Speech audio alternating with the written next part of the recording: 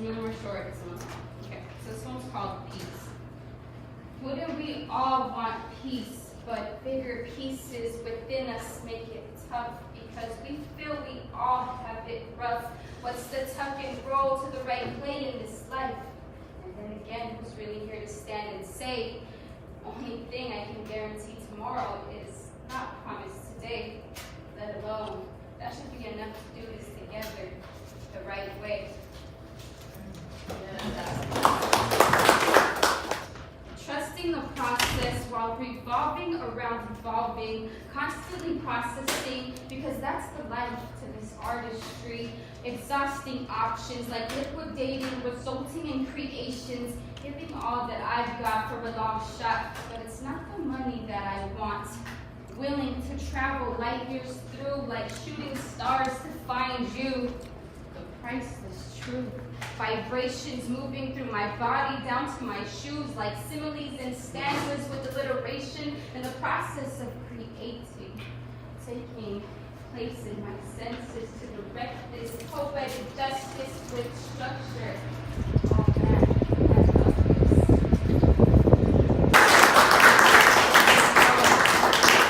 Thank you guys very much. I do want to take a moment in silence. You said to bring Nipsey Hussle energy. This is what I brought, and I hope you guys appreciate it. Tomorrow's not promised, so I would like to take a moment in silence for Nipsey Hussle and his family, and for his fans and the people that he motivated, and to keep the community together and to do what we can as a people to just keep striving and to keep each other together, to make sure nobody falls if we need something, if we got it, to give it, because what are we going to take with us, So, thank you.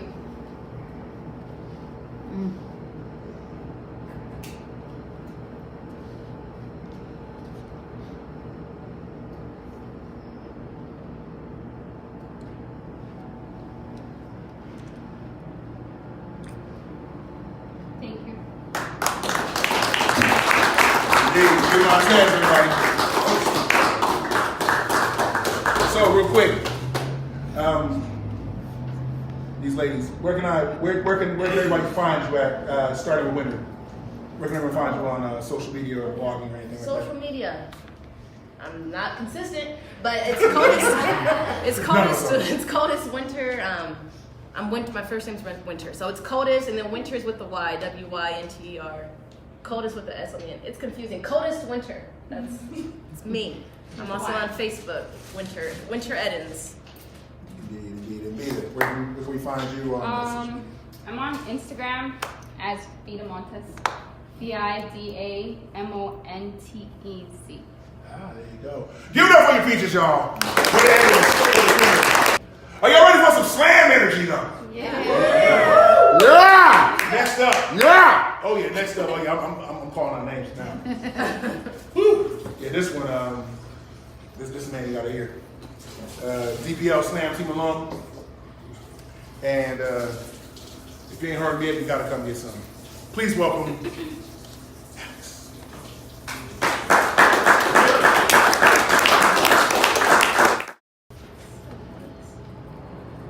You look like my Taekwondo instructor.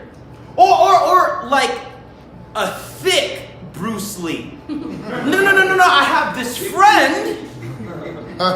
You just look like her son. Yo, people swear they've seen me before. In a training once. Or the man they should have loved long ago. That one was weird. Or the best friend they lost at war.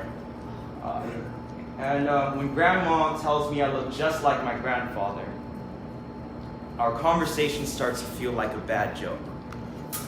Like, what would she give to take back his heart attack, only to have her heart break at sight of you? Like the universe said, well, this is what you prayed for. And suddenly my hugs become Grandpa's phantom limbs. And I wonder if it is a curse, to be reborn in the face of my ancestors, reminder of the once lost. My smile looks like an old wound. The cut I reopen every time I smile wide to be the offspring of immigrants is to know even happiness is a privilege. And my depression says, I am loved only for my potential to become someone else they already look up to. In most days, I am not worthy of a refugee's reflection.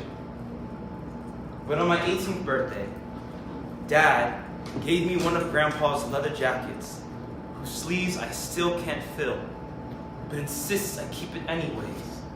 Tells me, a gong used to wear this. He used to look so cool.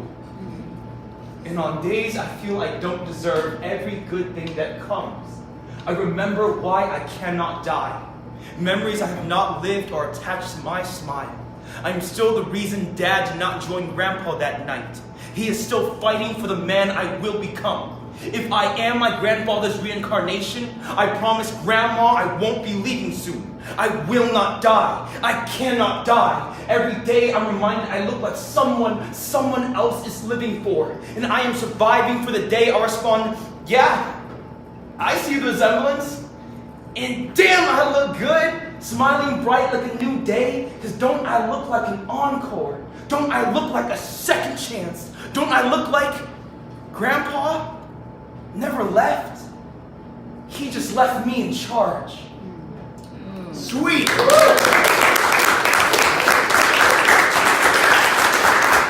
Lord, good. Lord, good. Absolutely, absolutely. Thanks, man. Real brother talk. Glad you came through, man. I ain't seen you in a while. We're gonna discuss. I'm gonna chop it out, man. I'm grateful you invited me to come out, man. I really needed this. Yeah. My man, man. Appreciate you, brother. Speaking of brothers I ain't seen in a while, this next one, this cat, did some things that, maybe might keep to himself because, it's a humble brother. Humble brother. Woo, but when he gets on the mic though, much confidence, much beastliness. You gotta hear this man known as Boogie.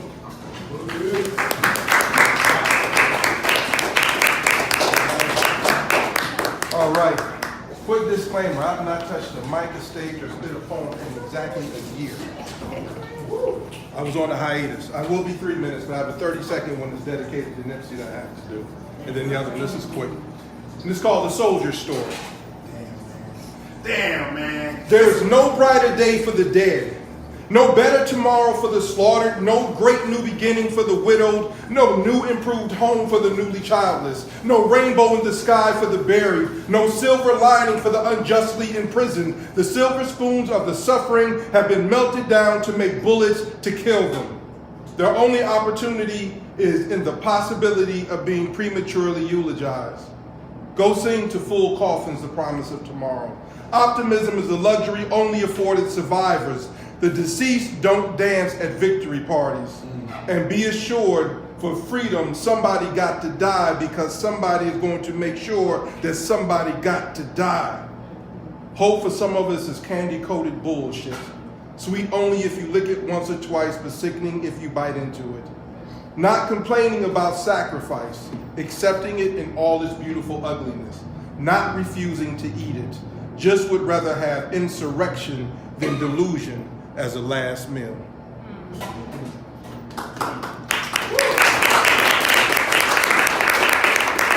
And funny, you did one for Cap, but this is one actually from a play that a one-man play that's coming out later in years called Black President in the Age of Anti-Hip-Hop.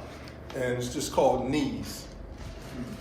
When did bending knees become offensive?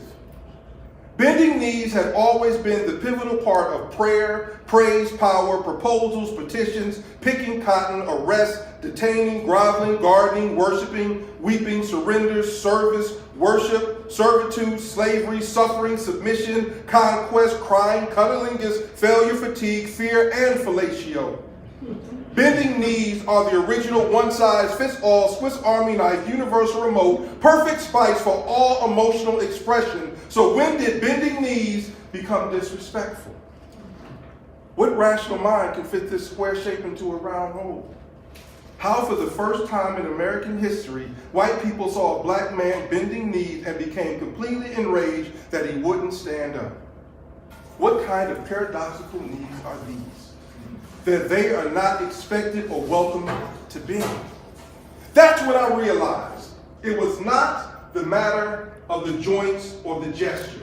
It was the revelation, the exposing. A nation posing as the vanguard of justice, freedom, and bravery still has chattel slavery, African 3/5 of a human, sharecropping, we despise and kill niggas, Jim Crow, nightstick, and water holes. Remember Emmett Till, knees. Knees America said were extinct. Knees petitioning for what America claims they already have. Knees explicitly saying that America is shoveling more shit than a flock of fertilizer factories. Knees that say they are tired of bending in secret and they still exist. And America's response to them is straighten up so no one will see you. It's disrespectful to bend without permission. Bending knees are now fined, fired, ridiculed, called liars and disrespectful. Their mothers labeled bitches by balding bullies are front page newsworthy, controversial conversation that America wants to edit out like they edited slavery out of the national anthem. Bending knees are the low-tech whistleblowers that American technology can't silence, block, or mute. That's why they are offensive, why America wants black men to stand up and hide their knees. Next up, the other fellow that tried to jump up here. He's already jumped into the tribe. He's done this thing in Hollywood Poets. He used to get sued and booted all the time and run around with that violin. I was like, you play that goddamn thing. You know what I'm saying? I'm kidding. I'm sure he's fine at his instrument choice. Please welcome Rochester's own Poetic Moore.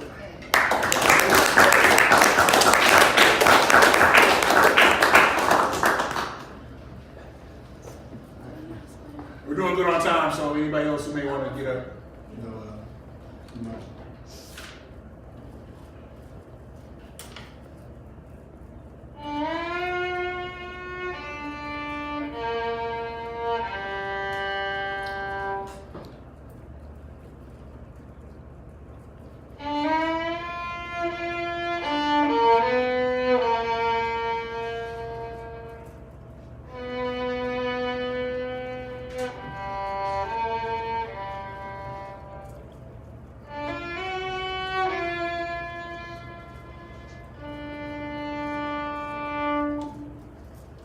Moon praise. I've been praising the moon with 3 eyes open. I had a vision of ritual dancing and chanting in a circle of drummers. And as my windows changed to the same tint of Luna's tomb, the hair underneath my head wrap was transformed into silver. Consumed by its cosmic rays, I breathe and see it become a part of life.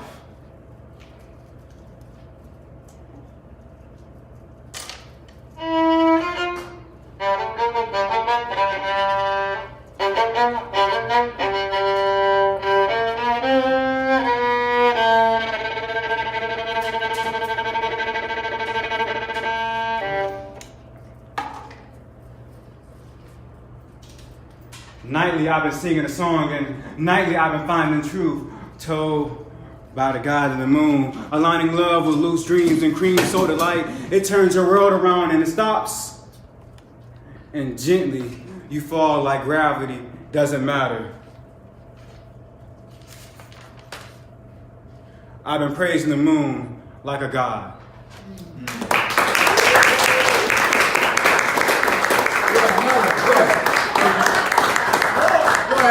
You have 30 seconds. I mean it. I like a poem by Steve Coleman, where ideas get similes so deeply that metaphors get jealous. I like complex metaphors and easy similes and symmetry on each page with imagery so great that in your mindscape you're unrestricted with images. One about the Bible being God's will and not His words. A will is something that someone reads once and left earth. One with the beat that's so profound that surrounds an entire town. And one about the spotlight and the darkness around it at the same time as the artist speaks. A spark flies and makes a flame. There you go. There you go. You trying to play me and play you back. Anybody else get that idea? Yeah. watching your ass. Don't pull nothing on me. Amen. How many more we got left? Let's see, we got Drew up in here and Marlon. Anyone else that is for sure gonna go? Anyone else for sure? So they've got two left. Oh, three left. Okay. All right. So how about Marlon? What's on his mind? Marlon, everybody.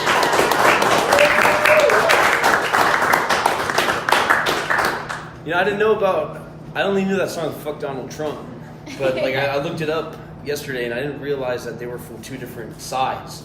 So as an activist, like to me that represented something like really cool. So it's kind of crazy that they killed that guy.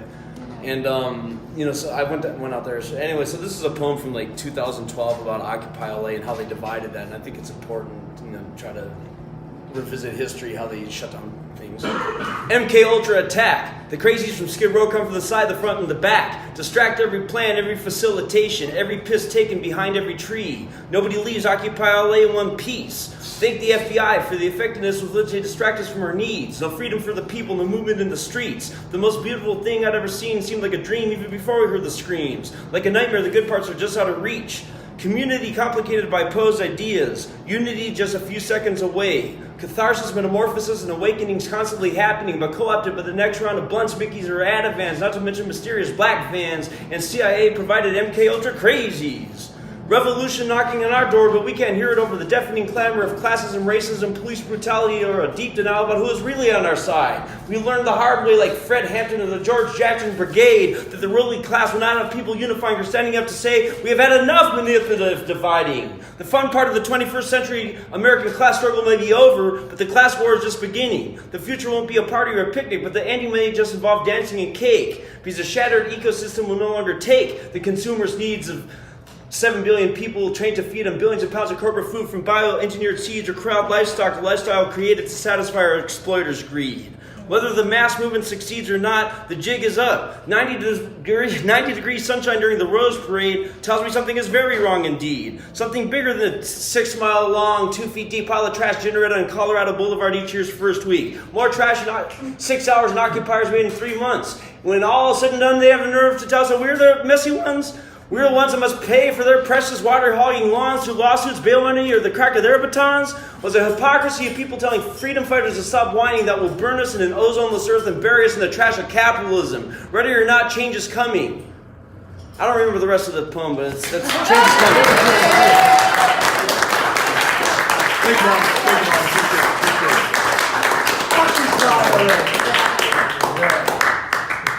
Daniel.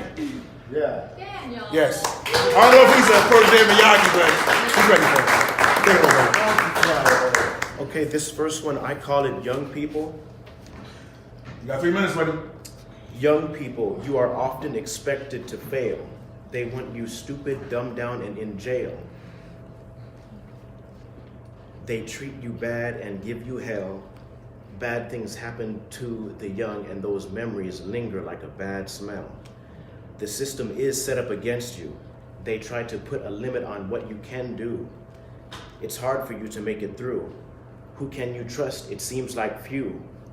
I want for you to prove them wrong. When you push through, it makes you strong. I'm rooting for you not to lose but win. Stay in the fight and don't give in.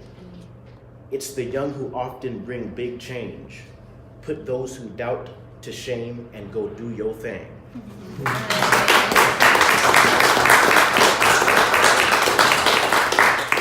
This next one I call it, It Takes a Village to Raise a Child.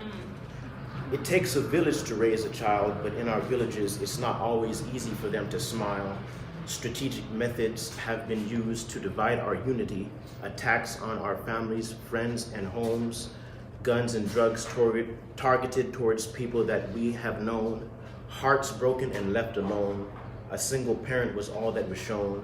It takes a village to raise a child, but reaching maturity may take a while. I only have a little is what you might say, but a little bit goes a long way. Do what you can to heal someone from the pain. There are so many lives we need to regain. We can contribute to make each other great. It's time to rise and take our place. Healing the village brings healing to the children. Saving the village is saving the children. give life and love to the village to save a child, because it takes a village to raise a child.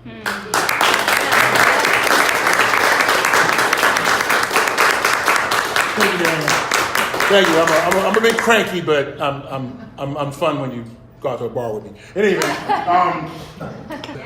he is the author of a beastly book called Aggressive. It's so beastly, one of the covers has a lion on it, I believe. Straight out of San Bernardino.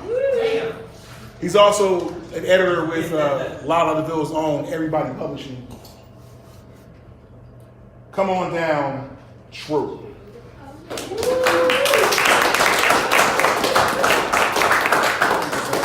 All right, so I'm gonna read all of these in 3 minutes. Two. You only get two.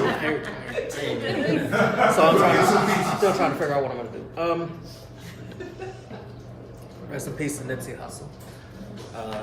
One of the things everybody should have picked up from that brother is start your own business.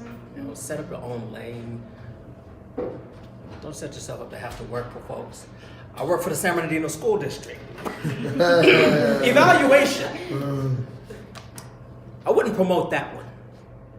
He started out wide-toothed and pulled cheeks, his eyes the safest scrunch. He was a song then. Easy rhythms, suitable for soft shoes and sway. He doesn't smile now. Just looks like he's seen a ghost too many. And have you read his book? Said it was poetry, but I didn't like the sting of it. The bald-faced matter of fact. And how is it even poetry without flowers? Or pretty? Or me? Where am I in it? These days he walks heavy, like slow foot and drag, when nothing weighs so much as how we keep trusting you with our young. Doesn't he know how blessed he is? Doesn't he know the only ghosts of those are those of his own making? No, this boy is clearly damaged, splintered kindling. Better to burn him for the good he can yet be.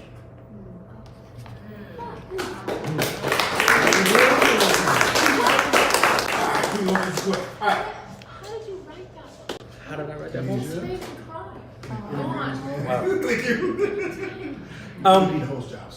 So some years back, a high school student was grabbed by a security guard. You can see the video. His name is Giassi Hughes. You can see it on YouTube. He had gotten in a fight. They call school resource officer, and they're talking to him. And right as the conversation is ending, the officer touches the boy. The boy didn't like how he's been touched and raised his arm. Officer grabbed him by the neck, slammed him to the ground. Teachers walk around, and instead of them stopping the situation, two officers sitting on this high school boy's back, they're waving away the other students and performing traffic control. That bugs me. The Round Rock Police Department says that a school resource officer was acting within policy when he grabbed a student by the throat. Clap for Giassi Hughes. If you're happy and you know it, clap your hands. And his gnarled and knuckle white clap at a burning lion hidden behind the mouse in my throat. And then down is the only thing I know. Down seems all I am destined to become. There is no more get, no stay, only this slicing through gravity, my limbs no longer mine, no longer safe, no longer than the toddler I once was, stretching for milk in better days. And the teachers all move. I can see their backs, their arms wave away the student body.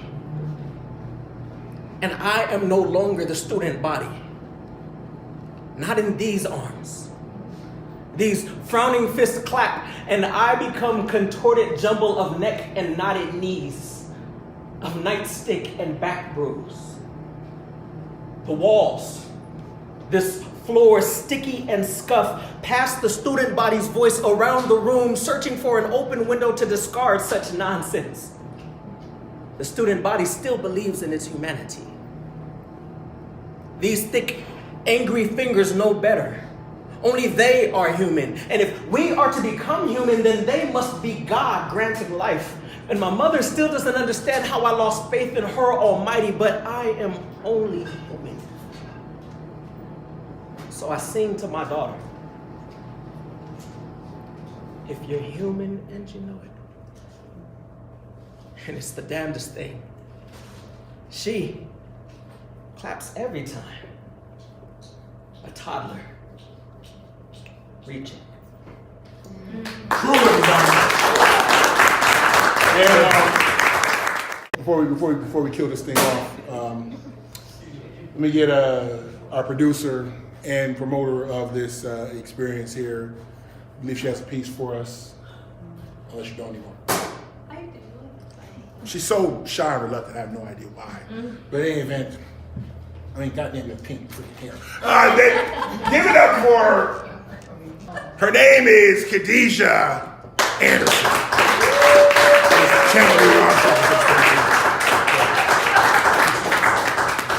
But I'm not really from Seattle. I'm from Altadena, dude. Dina, I just lived there for 18 years in Seattle. Yeah, I'm from Dina. Yeah. The fun thing about not hosting this is I can read a poem every now and again. And you reminded me, Winter, about New Zealand. I don't, you know, it's one of those things you block out of your mind. But I happen to be a Muslim, and I, you know, all deaths affect all of us, and it's really tough when you hear anybody getting shot in their house of worship, and all of us have that commonality in all our faiths, unfortunately. So I wrote this poem, How to Kill Muslims in 5 Easy Steps. 1, buy a machine gun and invite some friends to come along. 2, locate a mosque. They're pretty much everywhere. Google it. 3, Friday around noon is the best time, but you can find them there 5 times a day.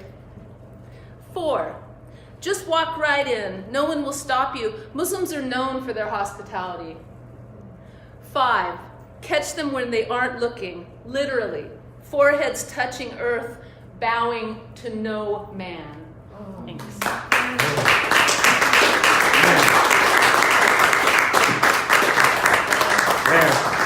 I remember when you posted that too in the aftermath following, and you was like, please don't share this, because we got some foul bastards out there that be like, this goddamn climate here, we can't mess around. But we're in a safe space. I know that's one of those cringy words, but you know, we're among friends that we can kind of go there a bit.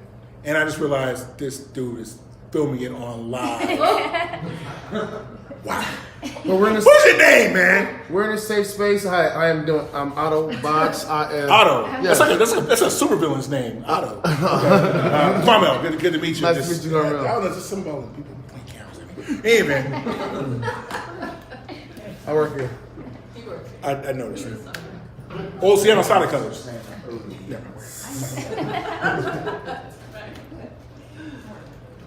Beneficent for this city. This is called Be Mindful. Brothers we love are dying off before reaching 50, forever committing them to our ancestral history. That makes one less grandfather, one long gone wisdom that we can now offer. Technology's got us all twisted. In the race for the next blissful fad, many get left out in the cold to pick up the pieces and catch up. For many that have fallen among us, getting back up is no cakewalk. That is due to the lack of ingredients that are provided from jump. That makes success less expedient.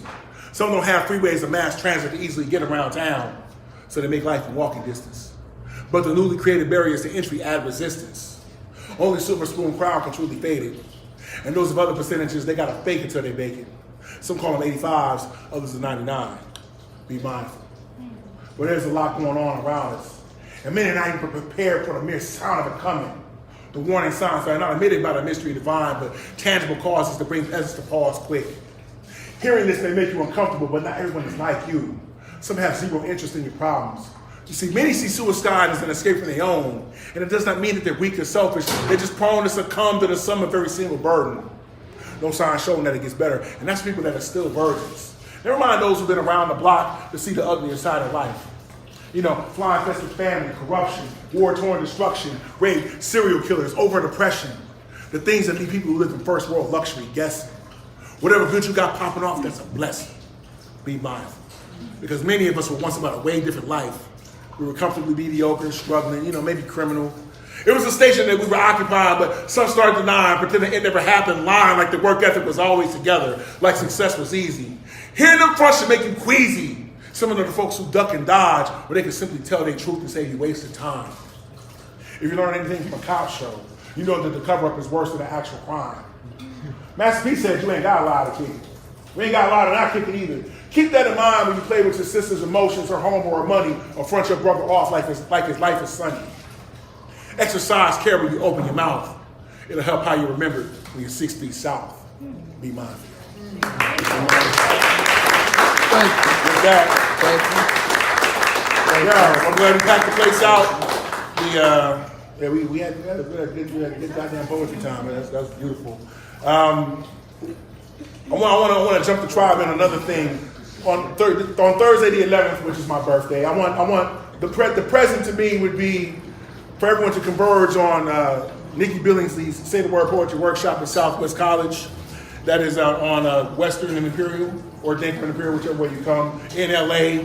And that's in room SSEC 210 from 7 to 9. We're gonna have some heavy hitters up in there because that's what I like to see. I like to see heavy hitters come through and just let the pen bleed, and we just share one another. And we're just gonna talk trash.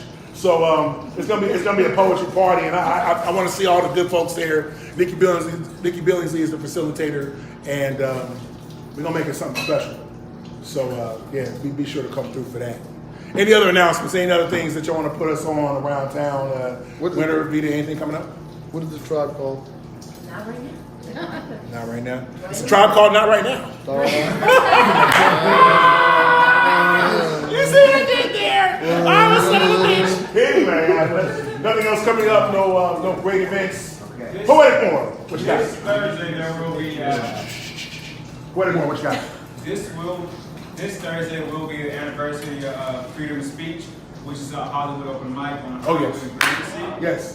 It's running on its 7th year, I believe now. No doubt. So please stop by. We want to meet some great poets, singers, different musicians are all going to be there. It's their anniversary. You can help mix some of the sound. I actually have a music degree, so please stop by again. No doubt, because that's at Sabori Culture Cafe in Hollywood, 5625 Western. So that's off the corner of Hollywood Boulevard and Western. You have my man C. Will, Chuck Williams, come through there and support. He's been doing this thing 7 years. And that starts, Thursday? They moved up to Thursday to 7 now, right? Thursday at 7, yes. But Okay, Saturday yeah. at 6:30. It's going to be a pretty big night. Yeah. For the if you want to get on their anniversary, you better get there early. You know that sign up. It ain't going to happen otherwise. Anyway, I see a lot of y'all want to get out of here, so I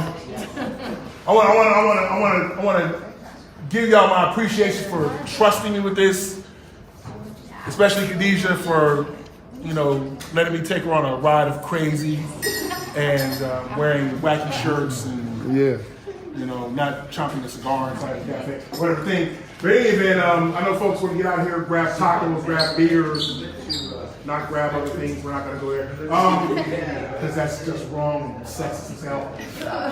You ain't got to go home, but you should meet someone that you ain't never met before because you're among greats. You're among Winter. You're among Vita. Thank them both again. Thank both your features again. Winter and Vita Montez. Yes, please. You're among other greats. Please meet one another and get to know this fine poetry tribe. Peace, y'all.